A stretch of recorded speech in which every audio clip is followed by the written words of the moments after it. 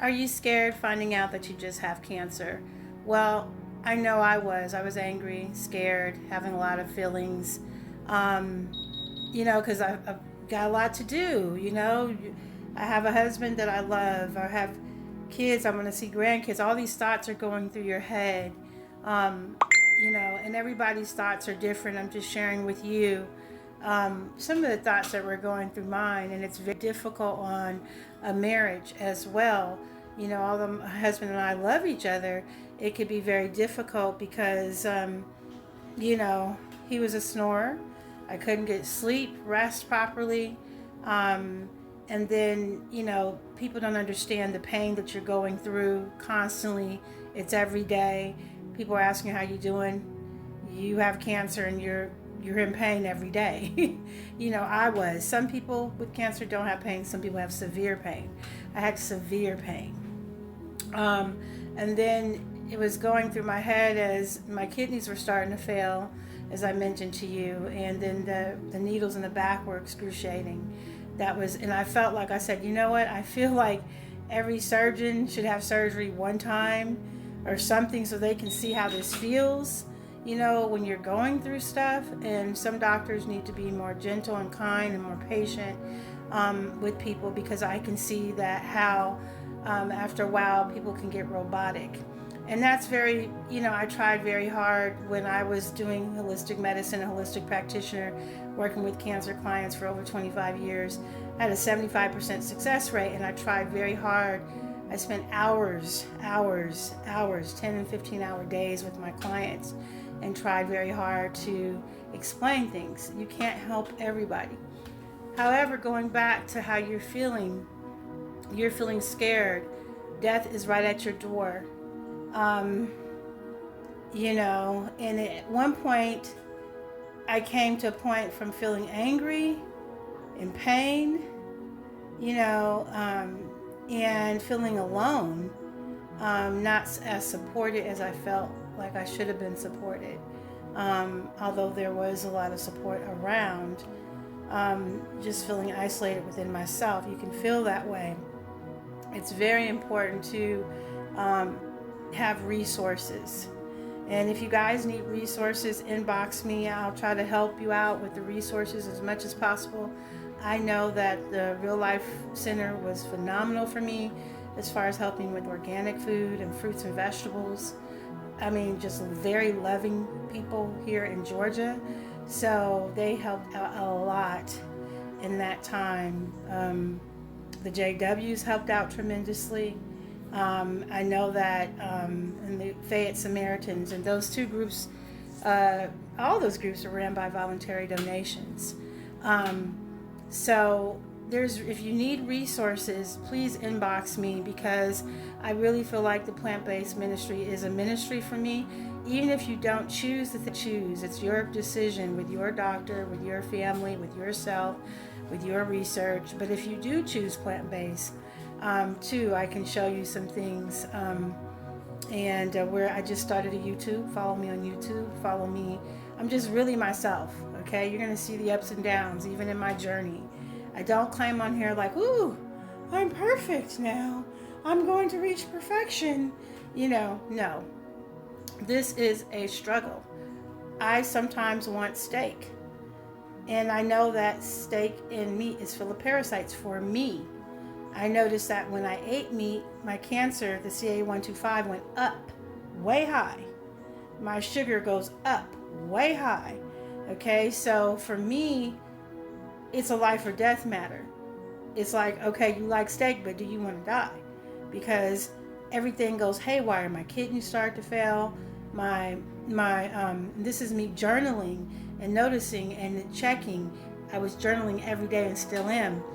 When I would eat the meat, my sugar went up. When I would eat the meat, my Ct.125 went up. When I eat the meat, my kidneys were starting to fail. Do you want to die? That was the question I asked myself. Do I want to die? And it's very difficult when you have a family that loves meat. My husband loves meat. My son loves meat. You know what I'm saying? So it's very difficult when they have to choose. You don't want to force people to do it just because you're doing it. My husband's eating more vegetables, but my point is You have to really pray. I see why they prayed. I fast every morning. I intermittent fast, and again, 12 to 6 is when I do the fruits and the vegetables. And there's delicious recipes that I make. Okay, and then there's simplistic recipes that I make, but it's still not meat. When you've been eating that for years, and it's so much as a part of your community, and love going over to people's homes and stuff, to the point that I'll bring my own dish, or, I'll let them know how I'm eating, and I'll just quietly eat the salad or whatever else that the person has. But this is a life or death matter for those who are choosing to do plant-based as a way of healing and herbs and holistic. I applaud you. And those that are suffering and scared that are not choosing it, and you're choosing other routes, and still applaud you for, making the choice to go through this and trying to live, because to me the mind is more important and prayer is more important than anything, okay? The mind is powerful. If you believe that you're going to go, you're going to go. I mean, that they have proven that. So the first thing you got to get in your mind, and you do ask yourself that question as a cancer client, you say, do I want to stay here? I have asked myself that question twice, because the pain sometimes is so extreme and so intense that I don't think anyone should suffer like that, And at this second time around, I thought maybe I am going to go.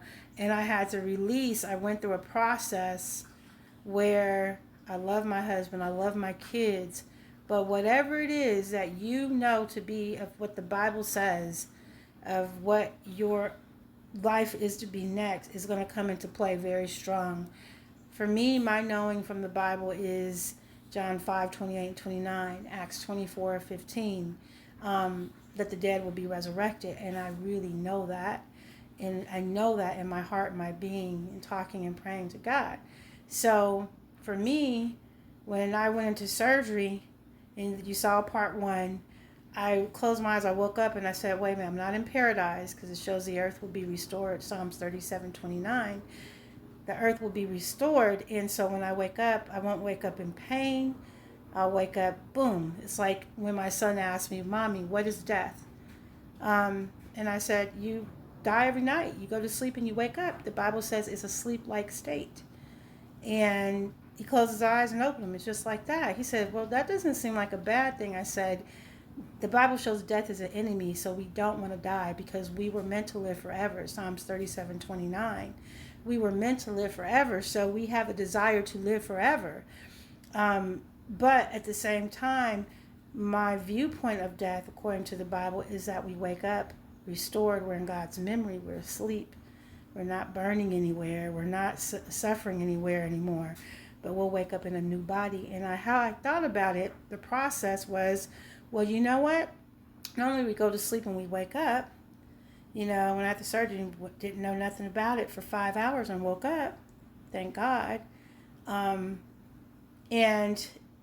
that whole process, that's death. That's when you wake up in a paradise. How bad is that?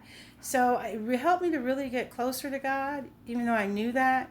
I think it's important to figure out what your viewpoint of the Bible is. If you want a free home Bible study, just let me know. I'm offering that too. Inbox me on resources on that too. You can email me at zbiggs1111@gmail.com. That's zbiggs1111@gmail.com. I did a lot of herbs. I still do, as you can see. I do fresh stuff growing from the garden. I try very hard to get my fresh vegetables and fruit in every day, and my herbs in every day. But I do have a program that I do, and I need to consistently do to stay on track. So these are just some of my thoughts. I'm hoping maybe it'll help somebody else with their process. I love you guys. I'll pray for you.